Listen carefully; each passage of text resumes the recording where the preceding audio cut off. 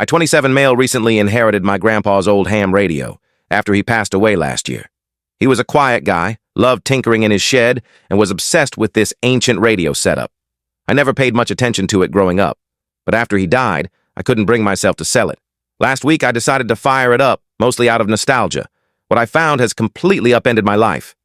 I'm no tech wizard, but I managed to get the radio working after some YouTube tutorials.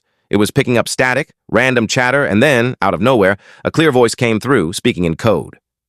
It wasn't Morse code, I checked, but it sounded deliberate, like someone was trying to communicate something specific.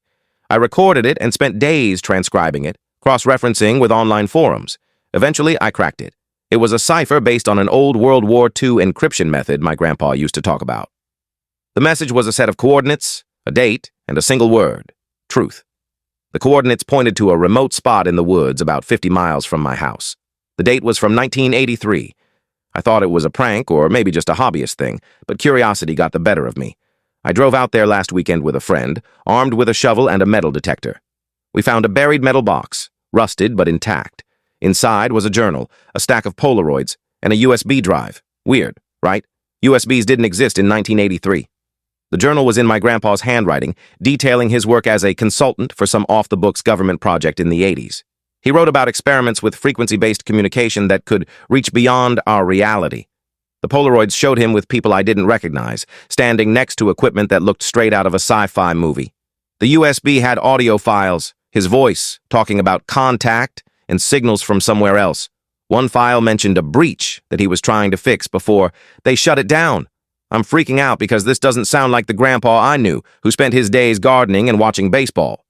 The last journal entry said, "If anyone finds this, don't trust the official story. The truth is in the static." I've been digging into declassified files online, and some of the project names he mentioned check out. I'm not saying it's aliens or anything, but this feels bigger than me.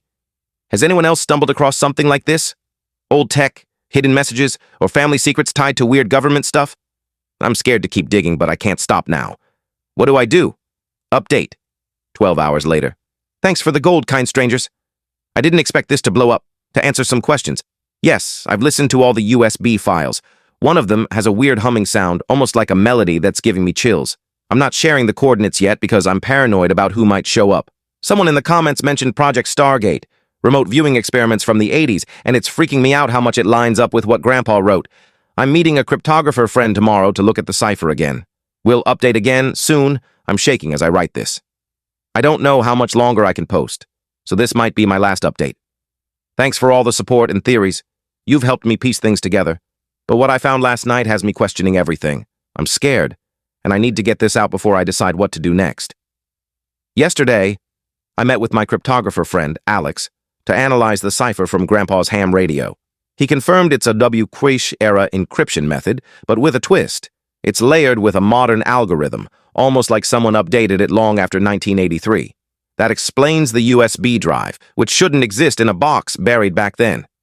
Alex decoded a second message hidden in the static of one of the audio files. They're still listening. Don't speak their names.